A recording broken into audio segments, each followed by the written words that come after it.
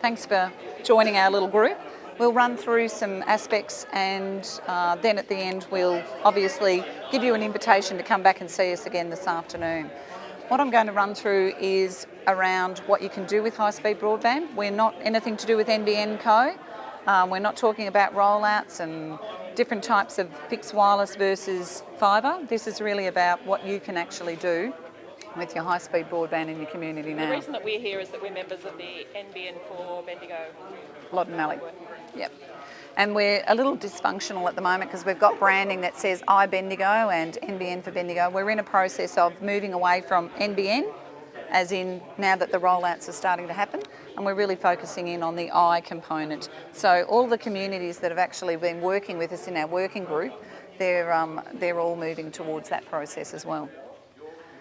So just a bit about it. The RDA were the ones that auspiced a group of people that came together to say we wanted high-speed broadband. And as I said, it's moved from wanting the broadband to saying, well, we've got broadband now, what are we doing about it? Why wait?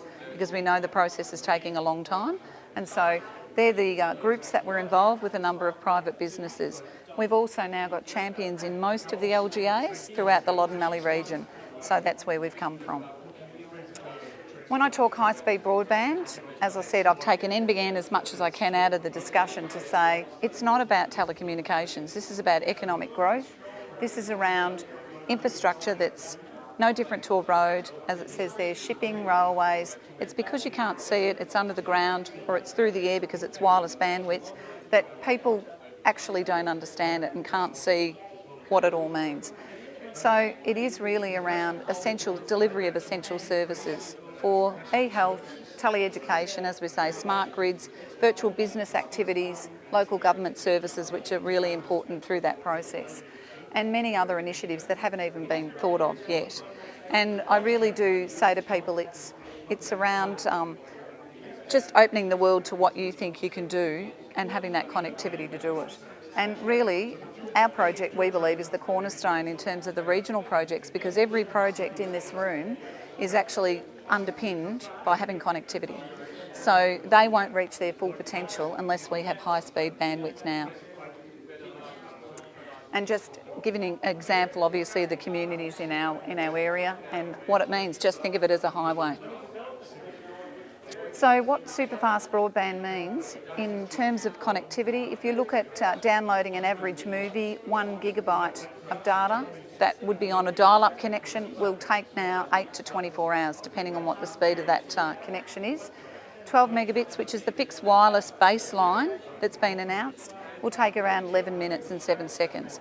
The 25 meg, which is now the new baseline, is going to be about 6 minutes, and obviously if you go up to 100 meg, it's going to be 20 seconds. Now in that range, many households, people say, well, why do we need 100 meg? That's exactly right. So there'll be all differing levels in between. But what we're saying is that's actually the speed of what you need in terms of that, but also large files for business, how people operate on a daily basis. They need that high speed bandwidth. And we have it now in ADSL 2+, in ADSL, and we have it with wireless broadband now, not to the levels that the NBN are going to bring, but let's be using it now to its potential so that when that happens, it'll just be a matter of flowing through because you've actually got your priorities and your plans. So in a typical household, when people say, and many people in business and communities say to me, I don't think we need this bandwidth, I think it's a waste of money.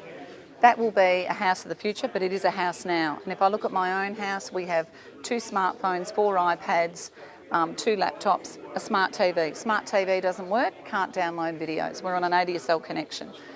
Everything else chugs along because it just can't get the bandwidth and the speed. But if we look at that and say energy management, new houses that are being built now, they've got energy management tools in there that connect to the internet to happen. Health monitoring, that's happening in locations now where high-speed bandwidth's been rolled out already with the NBN.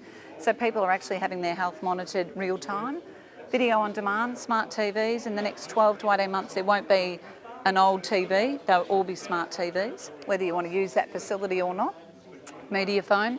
People are actually opting towards phones that have got video conferencing facilities so that they can actually do that from a fixed phone as well. Home security, we know, already links in to a communications line, so that will. Teleworking.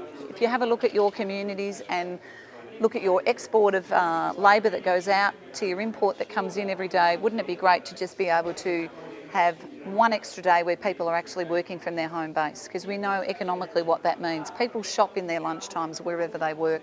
If they can be home for at least 1 or 2 extra days. So the teleworking component will actually become just a normal way of doing business.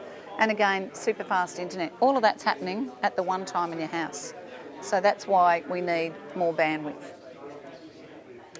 Collaborative working, we talk about video conferencing, and that's been around for 10 years and it's always been clunky, it's never worked really well. Now with high-speed broadband and even with an ADSL2 connection, you can actually get fairly good video conferencing. But there are lots of models. The higher the bandwidth, obviously, the better it is. But again, it's about cars not being on the road, people being more productive in not having travel time and so on. So it's happening now, and it's certainly happening in the health space predominantly, and in education. Thanks, Emily.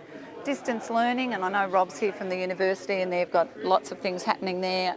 Other schools have as well. But if I use an example of Bendigo Senior Secondary College, they got some funding last year. They're actually doing some work for the virtual classroom. They were the only high school in Australia. They've got classes happening into Maryborough, into Horsham, into other locations where there's 1 or 2 students that want to do chemistry or a subject that they can't get the expertise into the school, but they're actually using Polycom teleconferencing. So, we're trying to bring them into having the video conferencing real-time experience for those students. But it started, and that's why I'm saying don't wait for things to come, start the process, and that's what's happening there. Health, again, great examples that are happening in health. It was July 2012 that the government actually approved Medicare rebates now for doctors to do video conferencing consults. So that's happening, and happening certainly in Tasmania and in Townsville and other locations where the NBN's rolled out, but in areas where there's good bandwidth there. So they're able to put their scans up on the screen, they're able to have the patient at home, and they're able to have the consult with the various specialists. I mean, the time it saves for that is wonderful. And as I said, there's also rehabilitation processes that are going on, and there's been trials that have now been rolled out where the elderly have been networked into iPads, and they did a trial there where they could do their physio and so on via the iPad. And at the end of the trial, the 20 people didn't want to hand their iPads back because they've actually used it from ages of 70 to 90. Those people have been using it for that aspect, but also in terms of interacting with family and friends. And so people are starting to say, this isn't that hard, and we need the connectivity to do it. Where we're at the moment is our digital community strategy in terms of the work that RDA has been involved in. We're actually commencing that on the 27th of May, and then we're going to be doing some research around getting various people in, and we'll take that information and we will build from that a digital readiness tool. And if you come back this afternoon, which is what we want you to do, we'll talk you through. This is an example. The tool might not even look like this, but it's an example. So we'll use a tool and a digital strategy template for local government areas and businesses if they want to be able to get ready to go forward, start using it now in that mindset, so that when things do happen in the future, whichever iteration the NBN comes, under the one we know now or with the coalition, that you'll actually be ready and not waiting another 1, 2 or 5 years.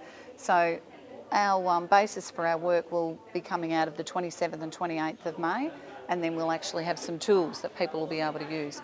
But we'd like you to come back this afternoon because we have an online survey that we want you to participate in, so we can use that data in readiness for our community strategy.